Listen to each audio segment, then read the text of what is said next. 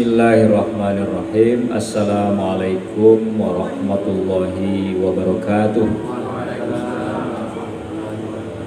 Alhamdulillahirabbil alamin wa bihi nasta'inuhu wa nastaghfiruh wa na'udzu billahi min shururi anfusina wa min sayyiati a'malina.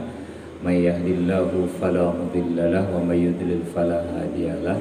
Asyhadu an la ilaha illallah wahdahu la syarikalah, asyhadu anna Muhammadan abduhu wa rasuluh la nabiyya ba'da. Puji syukur kita aturkan kehadirat Allah Subhanahu wa taala atas limpahan rahmat karunia-Nya kepada kita semua. Alhamdulillah pada pagi yang cerah ini kita dapat hadir bersama-sama dalam kajian 2 mingguan Pak RW ya, di perumahan BMR ini, dan semoga kita semua berada dalam keadaan sehat walafiat dan dalam lindungan Allah Subhanahu wa taala.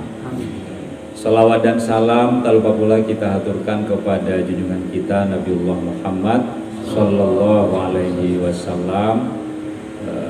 Mari kita tetap konsisten mengikuti ajaran beliau, kita jadikan beliau sebagai uswatun hasanah ya, sebagai role model ya dalam kehidupan kita, contoh teladan yang baik, dan kita berharap dan berdoa semoga kita semua beserta orang-orang yang kita cintai bisa bersama beliau masuk ke surganya Allah Subhanahu wa taala. Bapak-bapak, ibu-ibu yang saya hormati, dalam Islam memang kita diajarkan bahwa menikah itu tidak hanya sekedar bertemunya laki-laki dan perempuan ya. Tetapi menikah itu ada tujuannya. Makanya kalau orang ditanya apa sih tujuan menikah, ya pasti ingin menciptakan keluarga yang sakinah, mawaddah, warahmah. Kalau untuk mewujudkan keluarga yang sakinah itu bukan perkara mudah. Bagaimana supaya caranya kita tuh mewujudkan keluarga yang sakinah, yang ikatan tuh tidak mudah lepas. Nah, paling tidak itu Bapak Ibu, saya akan berbagi di sini ada 5 pilar yang bisa kita jadikan pegangan kita agar keluarga kita itu bisa selalu sakinah.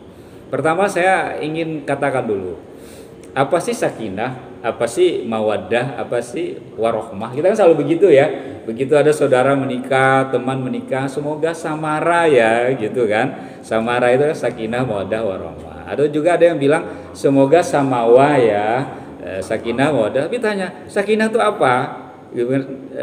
Mawaddah itu apa? Warohmah itu apa? Kan nggak tahu. Karena itu memang bahasa Arab. Sakinah itu artinya tentrem.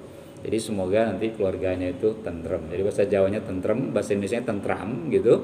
Itu artinya sakinah kalau dalam bahasa Arab. Nah, sementara kalau mawaddah itu artinya adalah rasa cinta. Jadi selalu ada rasa cinta. Nah, untuk merawat rasa cinta, mawaddah itu harus selalu ada. Nah, untuk cara merawatnya itu sangat bergantung kepada kita masing-masing. Lalu yang ketiga itu rahmah. Rahmah itu artinya kasih sayang. Jadi kasih sayang itu, kalau kasih ya, itu kita selalu mengasihi, apapun kita kasihkan untuk pasangan kita. Tapi sayang itu melebihi dari itu. Makanya sifat Tuhan itu ada kasih, ada sayang ya kan. Rahman, Maha Pengasih, Rahim, Maha Penyayang gitu. Makanya kalau kasihnya Allah itu untuk semua umat manusia, mau dia muslim, mau tidak muslim, Allah beri rezeki. Jadi kalau mau kaya, mau miskin itu tidak harus Islam Pak. Ya, non muslim kaya. Bahkan orang kaya di dunia ini banyak non muslim ya, karena kekayaan itu bukan ditentukan oleh agama, tapi ditentukan oleh kekuasaan seseorang, kepintaran seseorang, kesungguhan seseorang gitu kan, sehingga mereka bisa menjadi miliarder gitu. Tetapi yang namanya rahmah atau rahimnya Allah itu, kasih sayang Allah itu berlaku hanya untuk orang Islam. Apa berlaku untuk orang Islam? Bisa saja orang muslim itu kaya di dunianya, tetapi Allah mengasihi orang Islam itu nanti dengan memasukkan ke surganya Allah. Itu harapan kita semua. Pilar yang pertama itu zawaj, itu bahasa Arab. Apa itu zawaj? Itu artinya berpasangan. Itu memang sudah kodrat kita. Jadi Allah menciptakan kita itu sudah berpasang-pasangan. Wa khalaqa minha zaujaha wa batha minhuma rijalan katsiran wa nisaa. Jadi Allah itu sudah menciptakan kita berpasang-pasangan dan berkembang biak dari pasangan-pasangan itu. Jadi kalau ada orang yang menikah lalu dia tidak menikah dengan lawan jenisnya, itu tidak betul. Karena menurut sejenis, bagaimana mau menikah dengan sejenis, kan tidak bisa menurunkan keturunan. Laki-laki menikah sama laki-laki kan tidak mungkin, perempuan juga sama perempuan tidak mungkin. Nah, karena kita berpasangan-pasangan itu artinya apa? Kita saling melengkapi dengan pasangan kita itu. Itu yang pertama. Yang kedua adalah mitsaqan ghaliza, yaitu perjanjian yang berat yang harus kita pegang bersama-sama. Apa perjanjian? Ya, yang namanya orang menikah itu kan pasti sudah sehidup semati, Bapak Ibu ya. Bagaimana kehidupan itu dijalani bersama. Ada uang abangku sayang, tidak ada uang abangku tendang, kan bukan begitu ya. Jadi mau ada uang bareng-bareng, nggak ada uang ya juga bareng-bareng. Kan banyak juga kan ada keluarga menikah, kenapa berpisah? Dulu dia kaya, sekarang gua nggak ada apa-apanya, sudah kadang nggak punya apa ditinggal gitu kan. Nggak tahan saya miskin menderita sama dia lah gitu kan. Ada lagu katanya sepiring berdua, itu cuma lagu gitu kan. Dalam kenyataan tidak ada gitu kan. Hamdan ATT kan begitu katanya kan. Kenyataan tidak ada gitu. Nah ini yang tidak benar. Jadi ketika pasangannya, suaminya berjaya, oke, ada cinta. Tapi begitu sudah sarang sakit. Yang ketiga, taradin.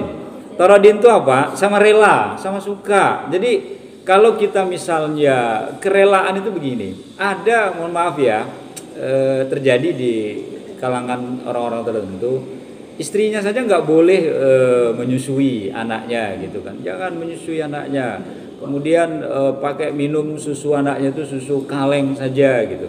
Kalau padahal menurut kesehatan kan paling bagus kan susu ibu ya Bapak ya, ASI itu.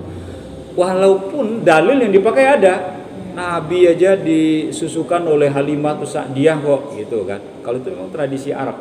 Itu tradisi Arab, kalau punya anak itu disusukan oleh orang lain. Dan itu kan terjadi pada Arab masa lalu. Kalau zaman sekarang kan sudah berbeda, orang bahwa ASI eksklusif dari seorang ibu itu sangat baik. Atau ada si suami misalnya menuntut banyak terhadap pasangannya, kamu harus begini, kamu harus begitu, ndak rela, ndak menerima keadaan istri yang apa adanya.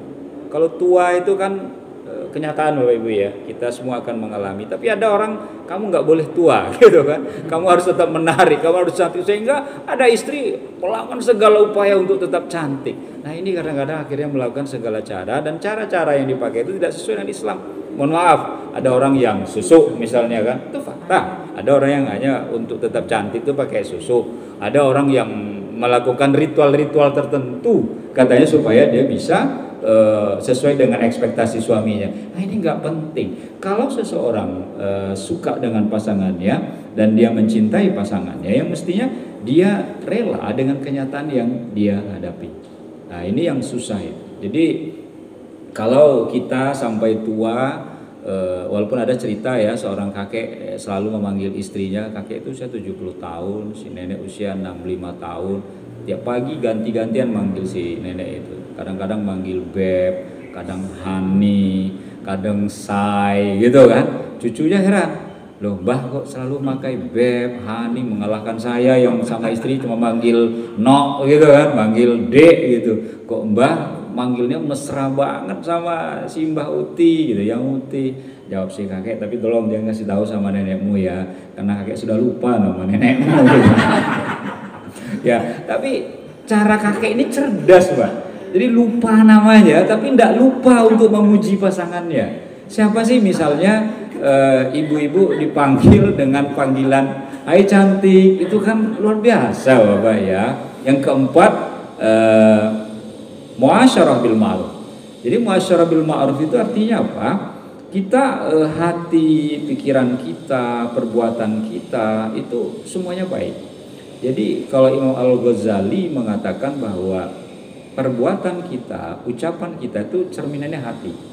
Jadi kalau hati kita baik, itu ucapan kita akan baik. Jadi kalau ada orang yang jaim, itu sebenarnya tidak murni 100% dia seperti itu, karena hanya untuk jaga image. Tapi kalau orang yang really dia nyata, dia bahwa ucapannya baik, kemudian perbuatannya baik, itu cerminan dari hatinya. Coba kalau ada orang gini Pak, Ibu ya, ada orang dikagetkan, ketika dia kaget, dan dia biasa mengucapkan sesuatu yang baik, hatinya baik, dia yang keluar dari mulut astagfirullahaladzim, saya kaget gitu kan. Tapi kalau ada orang yang tidak biasa ucapan yang keluar itu ucapan baik, ketika digagian orang, ini contoh mudah saja ya kan, buset lo gitu kan, yang keluar tuh bukan ucapan-ucapan yang baik. Kalau kita astagfirullahaladzim gitu kan, subhanallah gitu. Tapi orang-orang yang tidak biasa itu begitulah aslinya, karena memang hatinya memang tidak terbiasa untuk berbicara yang baik, ya, berbuat yang baik, karena cerminan itu ada dalam hati.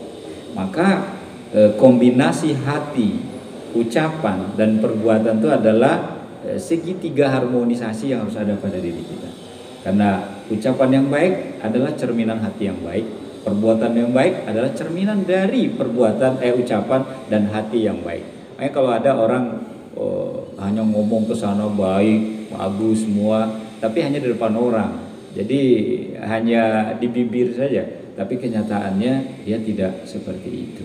Nah, jadi wa'ashiruhunna bil ma'ruf, bergaullah kamu, ya kata Allah dalam Al-Qur'an itu dalam surah An-Nisa ayat 19, dengan pasanganmu itu dengan cara yang baik. Bergaul itu begitu. Makanya Rasulullah membuktikan kepada kita. Dia memanggil Siti Aisyah dengan apa, Ibu? Ya, Umairah. Karena Aisyah itu digambarkan kulitnya putih, dan kalau dia tersenyum tuh apalagi tersipu, merah mukanya itu. Jadi kayak delima begitu. Dan Nabi memanggil panggilan yang menyenangkan, si muka merah gitu loh. Umairah itu bahasa Arab, artinya merah, kemerah-merahan artinya. Jadi sesuatu yang dia sukai. Jangan kita mentang-mentang soal istrinya hitam, ireng gitu kan. Lambat banget sih dandannya gitu kan. Coba panggilan-panggilan yang bagus. Kenapa dari body shaming ya? Itu kan tidak perlu kita memanggil seseorang. Cobalah Bapak dipanggil oleh orang dari tubuh kita. Ada orangnya kecil, pendek, hey bol, cebol. Apa orang itu senang dengan kita? Kan tidak. Nah, maka cara kita mengucapkan, cara kita memperlakukan orang itu ya seperti itu. Dan Rasulullah memanggil Siti Khadijah. Kalau Ibu sudah tahu siapa dia menyebut Siti Khadijah? Ya Ummul Mukminin. Hai ibu negaranya orang mukmin. Bayangkan, Pak. Jadi kalau ibu-ibu, bapak-bapak memanggil ibu-ibu dengan panggilan yang mesra walaupun usia sudah tua, dan kalau itu bisa diwujudkan, itu sudah ittiba Rasul, Pak. Sudah ngikuti Kanjeng Nabi itu. Ya, kalau manggilnya ibu tetap dengan panggilan mesra, ya. Begitu juga ibu-ibu manggil bapak-bapak dengan panggilan mesra. Itu sudah wa'ashiruhunna bil ma'ruf itu ya. Jadi sudah bergaul kita dengan pasangan kita dengan cara yang baik. Terakhir musyawarah. Jadi kalau kita bermusyawarah itu tujuannya apa? Jangan mengambil keputusan itu sepihak, ya. Bapak memang kepala keluarga, ya. Tetapi ketika kita mengambil sebuah keputusan, walaupun decision maker posisinya, harus dibawa ibu untuk bicara bersama, ya. Saya tanya yang cewek, kamu mengambil kuliah di teknik ini atas keinginanmu apa orang tua? Teknik sipil lagi, Pak. Arsitektur masih lumayan ya. Nah, saya ngajar di sekolah vokasi itu. Jawabnya apa? Saya karena disuruh oleh bapak saya, Pak. Jadi bukan karena ini. Lah ibumu, saya bilang kan, ibu ya terserah saya. Lah kamu sendiri, sebenarnya saya nggak pengen masuk di sini. Tapi karena dia memang pintar anak itu, dia bisa masuk ke sana. Sehingga walaupun dia pintar, saya lihat dia, anak-anak yang saya tanya secara acak di awal pertemuan biasanya itu, ya, itu anak-anak yang pilihannya benar-benar itu dengan anak-anak yang pilihan karena orang tua, itu nilainya beda, Pak. Ya, karena tidak ada semangat dia di situ untuk belajar karena bukan pilihan hatinya. Maka kalau kita bermusyawarah, no, kamu pengen mana kuliahnya? Le, kamu pengen kuliah di mana? Kalau kita tanya dan sesuai dengan keinginan dia, itu akan berbeda. Nah, maka kalau kita musyawarah seperti Al-Qur'an menyebutkan dalam surat Ali Imran 159 itu wasyawirhum fil amri. Bermusyawarahlah kalian dalam segala urusan. Bapak-bapak tinggal di perumahan ini, kalau ada keputusan yang ingin diambil bersama, itu akan mudah. Tapi kalau satu pihak ngambil keputusan tanpa musyawarah, itu bubrah. Akan banyak masalah. Ada yang tidak terima, ada yang akan memprotes dan segala macam. Dalam keluarga pun begitu. Jadi mentang-mentang kita sebagai suami lalu seenaknya sama istri juga tidak boleh ya. Terima kasih atas perhatian Bapak Ibu semua, dan semoga apa yang kita dapatkan sedikit ini ada manfaatnya, dan semoga Allah memberikan hidayah dan taufiknya kepada kita semua. Wabillahi taufiq wal hidayah. Wassalamualaikum warahmatullahi wabarakatuh. Waalaikumsalam.